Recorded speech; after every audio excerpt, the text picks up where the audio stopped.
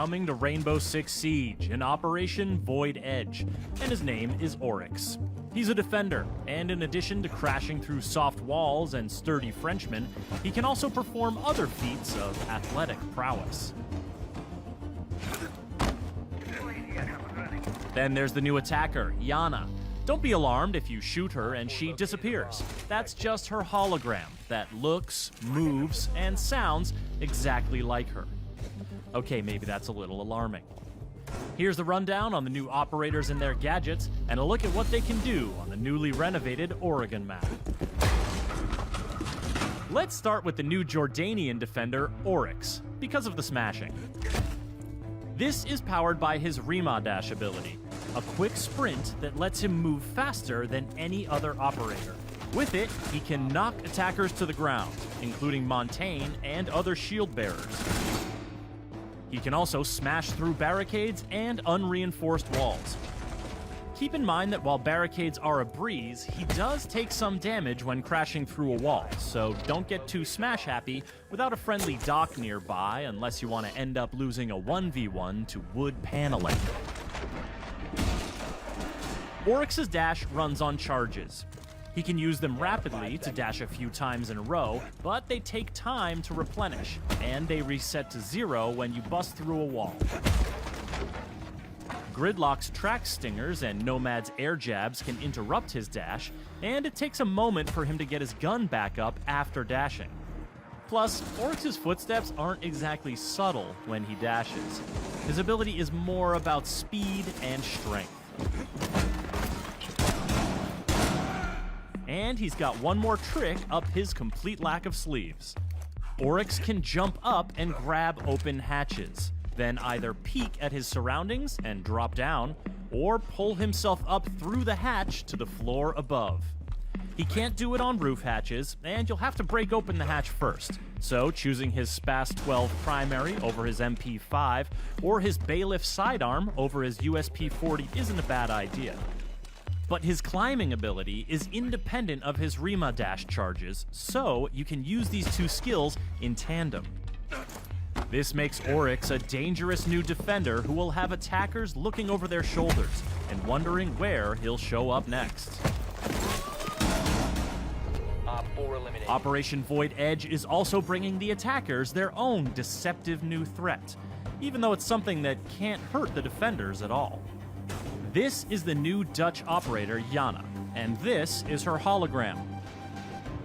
Using her Gemini replicator gadget, Yana creates and controls a hologram that looks like her, including her headgear, uniform, and primary weapon skin.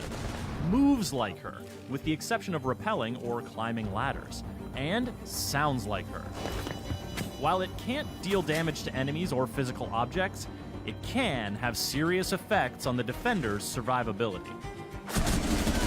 In addition to scouting traps, but not triggering them, Yana can make defenders think she is breathing down their necks, and bait them into throwing their C4, or dupe Smoke or Goyo into triggering their gadgets prematurely. After all, when a defender sees the hologram peek around a corner, or hears it in a hallway, how are they to know it's not the very real and very dangerous Yana? Convincing as it is, the hologram is fragile. One bullet will destroy it, as will electricity or mute jammers. Maestro's evil eyes can zap it as well, and they can detect it's a hologram by the telltale lack of warm body glow. Shooting Yana's hologram does not result in a location ping, as with Alibi's Prisma holograms, and it can't ping locations, scan enemies, or see Vigil when he's using his cloaking device. Plus, Yana can't move while her hologram is active, so defenders are temporarily safe from her ARX-200 or G36C primary weapon, or her MK1 9mm sidearm. But she doesn't just have one hologram. The cooldown period is longer if it's destroyed than if she deactivates it, but her hologram will always recharge. Whether she's using it to run solo misdirection plays, or conspiring with teammates in a coordinated push, Yana's deceptions can have deadly consequences. There used to be an exterior door here, on the dining hall bomb site on the Oregon map, but it's been removed as part of some key renovations to rework the map. The nearby small office tower has been expanded on both levels, giving defenders more room to work with when keeping attackers at bay. The basement area has also grown, with the dorm stairs now extending down one level and connecting through a new freezer section to the old basement. Operators looking to traverse the attic connector above the meeting hall will have more options, including a redesigned floor plan near the master bedroom and a new exterior second floor window, but the ladder to the first floor has been removed. You'll also find a new hallway connecting the big tower directly to the kitchen, allowing you to bypass the meeting room entirely. Operation Void Edge is also bringing some impactful gameplay updates that you'll want to know about.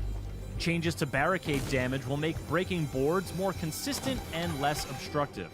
Attacker drones will now spawn on the same side of the building as the attacker's first spawn location choice. And the player hub will be revamped for improved navigation. These updates, as well as the Oregon map rework, will be free for all players when Operation Void Edge launches. The new operators, Oryx and Yana, will be available at launch for Year 5 pass owners, and everyone else can unlock them a week later using Renown or R6 credits. For more on Rainbow Six Siege, subscribe to our YouTube channel and visit us at news.ubisoft.com. Spotted.